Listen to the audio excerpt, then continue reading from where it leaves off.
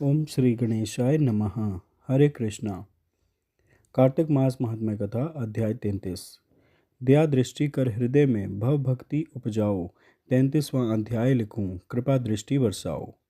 सूत जी ने कहा, इस प्रकार अपनी अत्यंत प्रिय सत्यभामा को यह कथन सुनाकर भगवान श्री कृष्ण संध्योपासना करने के लिए माता के घर में गए।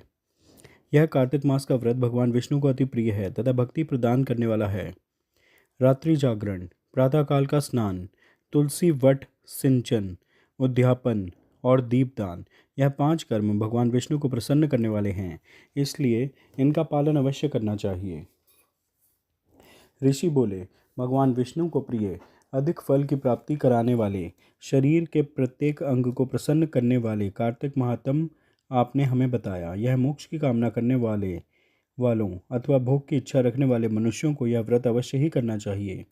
इसके अतिरिक्त हम आपसे एक बात पूछना चाहते हैं कि यदि कार्तिक मास का व्रत करने वाला मनुष्य किसी संकट में फंस जाए, या वह किसी वन में हो, या व्रती किसी रोग से ग्रस्त हो जाए, तो उस मनुष्य को कार्तिक व्रत को किस प्रकार करना चाहिए, क्योंकि कार्तिक व्रत भगवान विष्णु को अत्यंत प्रिय है और इसे करने से मुक्ति एवं भक्ति प्राप्त होती है, इसलिए इसे छोड़ना नहीं चाहिए। श्री सूत जी ने इसका उत्तर देते हुए कहा, यदि कार्तिक का व्रत करने वाला मनुष्य किसी संकट में फंस जाए तो वह हिम्मत करके भगवान शंकर या भगवान विष्णु के मंदिर जो भी पास हो उसमें जाकर रात्रि जागरण करे। यदि व्रती घने वन में फंस जाए तो फिर पीपल के वृक्ष के नीचे या तुलसी के वन में जाकर जागरण करे। भगवान विष्णु की प्रतिमा के सामने बैठकर विष्णु जी का कीर्तन करे। ऐसा करने से सहस्त्रों गायों के दान के समान फल की प्राप्ति होती है। जो मनुष्य विष्णु जी के कीर्तन में बाजा बजाता है उसे वाजपेय यज्ञ के समान फल की प्राप्ति होती है, और हरि कीर्तन में नृत्य करने वाले मनुष्यों को सभी तीर्थों में स्नान करने का फल प्राप्त होता है। किसी संकट के समय या रोगी हो जाने और जल न मिल पाने की स्थिति में केवल भगवान विष्णु के नाम मात्र से मार्जन ही कर लें। यदि उद्यापन न कर सके तो व्रत की पूर्ति के लिए केवल ब्राह्मणों के प्रसन्न होने के कारण विष्णु जी प्रसन्न रहते हैं। यदि मनुष्य दीपदान करने में असमर्थ हो तो दूसरे की दीप की वायुवादी से भली भांति रक्षा करें। यदि तुलसी का पौधा समीप न हो तो वैष्णव ब्राह्मण की ही पूजा कर लें, क्योंकि भगवान विष्णु सदैव अपने भक्तों के समीप रहते हैं। इन सब के न होने पर कार्तिक का व्रत करने वाला मनुष्य ब्राह्मण, गौ, पीपल और वट वृक्ष की श्रद्धापूर्वक सेवा करे।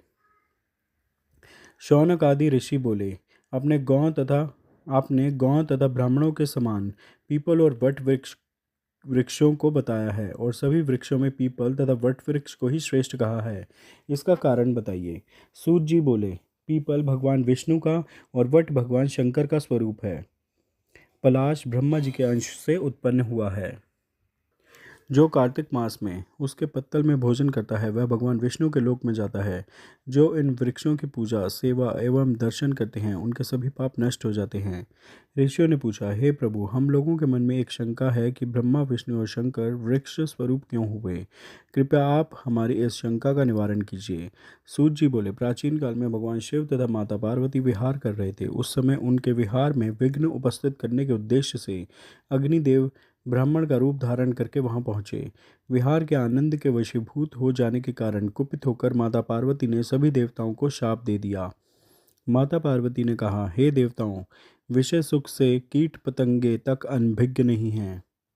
आप लोगों ने देवता होकर भी उसमें विघ्न उपस्थित किया है, इसलिए आप सभी वृक्ष बन जाओ। सूत जी बोले, इस प्रकार कुपित पार्वती जी के शाप के कारण समस्त देवता वृक्ष बन गए। यही कारण है कि भगवान विष्णु पीपल और शिव जी वट वृक्ष हो गए।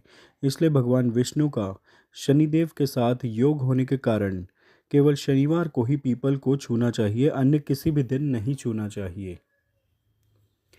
कार्तिक मास महात्म्य कथा अध्याय 33 पूर्ण हुआ। श्रीमन नारायण नारायण नारायण, भजमन नारायण नारायण नारायण, लक्ष्मी नारायण नारायण नारायण, सत्य नारायण नारायण नारायण, श्रीमन नारायण नारायण नारायण, भजमन नारायण नारायण नारायण।